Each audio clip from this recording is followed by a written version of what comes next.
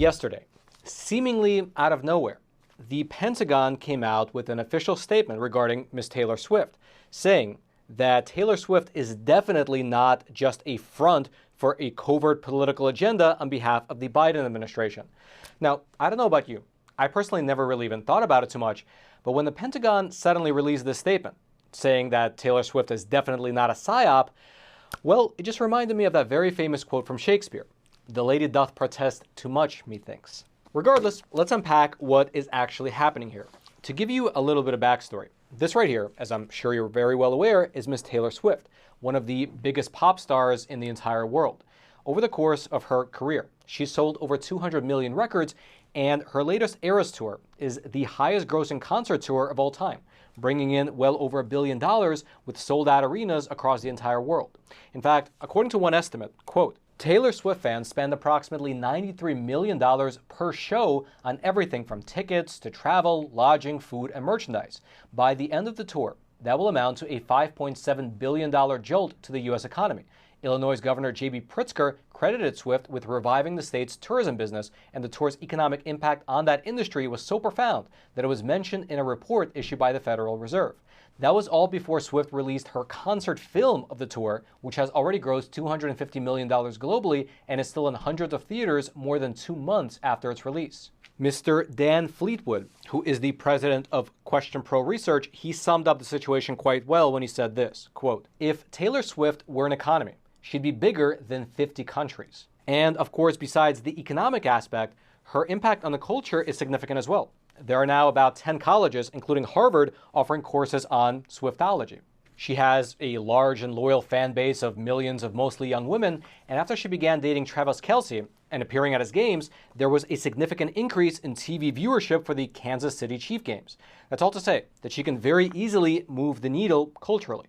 However, the big question has always been, can she move the needle politically? Well, in regards to American politics, Ms. Taylor Swift was fairly silent up until the year 2018. That was when she endorsed 2 Democrats in her home state of Tennessee. In a fairly lengthy Instagram post published on October 7th of 2018, here's part of what she wrote regarding the election. Quote, "I'm writing this post about the upcoming midterm elections on November 6th, in which I'll be voting in the state of Tennessee. I always have and always will cast my vote based on which candidate will protect and fight for the human rights I believe we all deserve in this country. I believe in the fight for LGBTQ rights and that any form of discrimination based on sexual orientation or gender is wrong. I believe that the systematic racism we still see in this country towards people of color is terrifying, sickening, and prevalent. I cannot vote for someone who will not be willing to fight for dignity for all Americans, no matter their skin color, gender, or who they love. Running for Senate in the state of Tennessee is a woman named Marsha Blackburn. As much as I have in the past and would like to continue voting for women in office, I cannot support Marsha Blackburn. Her voting record in Congress appalls and terrifies me." She then goes over the voting record of Senator Blackburn before ending with this, quote, "So many intelligent, thoughtful, self-possessed people have turned 18 in the past 2 years and now have the right and privilege to make their vote count. But first, you need to register, which is quick and easy to do. October 9th is the last day to register to vote in the state of Tennessee. Go to vote.org and you can find all the info. Happy voting." And since making that post, she has been fairly open about being anti-Trump. For instance, in May of 2020, during the nationwide George Floyd riots, President Trump suggested using the National Guard to rein in the violence and stop the looting, to which Taylor Swift responded by writing this on Twitter, quote, "After stoking the fires of white supremacy and racism your entire presidency, you have the nerve to feign moral superiority before threatening violence. When the looting starts, the shooting starts, we will vote you out in November." So that was in 2020. And then you fast forward several years, and now Joe Biden is in office. His re-election campaign is in full swing, and included as a part of that re-election campaign is an effort to get young influencers to spin the narrative about the current situation in America, as well as to get young people out to vote. And it was exactly at this time that Taylor Swift, once again, took to social media and posted a story on Instagram urging her hundreds of millions of followers to register for the upcoming 2024 presidential election. And in her post, she included a link, once again, to vote.org. And as we mentioned earlier, Taylor Swift can really move the needle on these sort of things, because an hour after she posted that story, Vote.org reported seeing a 1,226% increase in their web traffic. In fact, on that very day, they registered over 35,000 new voters, which was the most they've seen in one day since the year 2020. And among those new voters were many young people, who of course tend to vote Democrat. And so it was amidst this general backdrop that 2 days ago, there was a segment over on Jesse Waters' program on Fox News wherein a former FBI agent said the following. And such, immeasurable amount of followers, she can potentially single-handedly swing voters because of just the amount of followers that she potentially can influence. So the answer is yes, Jesse. Yeah, because when she posted the link to the vote.org, it's like hundreds of thousands of young Taylor Swift fans all of a sudden registered to vote. I wonder who got to her from the White House or from wherever. Who makes that initial handshake? Is it the binder? Well, the administration has what they consider a perception optics management team, and those are professionals that go out and identify those people who may be unsuspecting, whether with knowledge or without knowledge, to do these type of campaigns. Now, it is possible that Taylor Swift, quite frankly, does not know that she is being utilized in a covert manner to swing voters.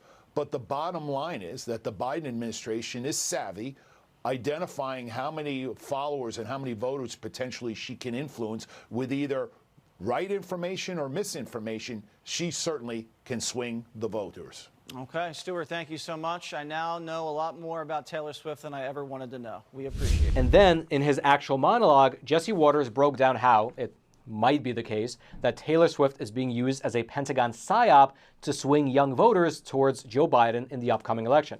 Here's specifically what he said during the monologue. Quote, "Around 4 years ago, the Pentagon's Psychological Operations Unit floated turning Taylor Swift into an asset during a NATO meeting. What kind of an asset? A Psy-Op for combating online misinformation." And he technically was not kidding about the Pentagon's Psychological Operations Unit floating that idea.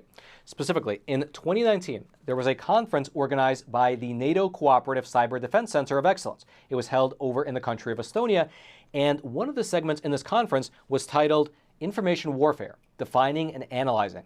And during this panel, you had a data engineer named Alicia Barger speaking about how famous people can be used to help share information to a particular segment audience. And we know this because this meeting was actually recorded.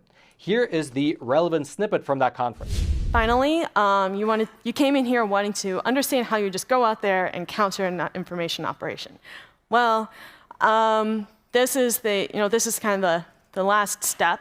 The network interventions are actually developed within the public health domain. And so these are the ones I'm going to give you are going to provide examples from health. So the idea is that social influence can help encourage or promote behavior change. And the theory here is essentially that this sort of approach works as well with regards to misinformation.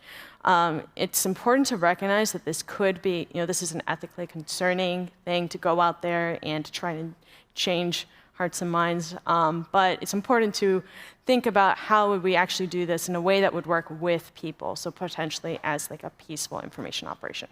And I'm going to be addressing risks and concerns with each of the four main categories. All right. So the first one, that's the most famous and the most common, is working with famous people or main influencers to share information or a particular message. So I include Taylor Swift in here because she's she's a fairly influential online person. I don't know if you've heard of her. But she's actually, this is a cropped image, but she's standing next to a, go vote sign.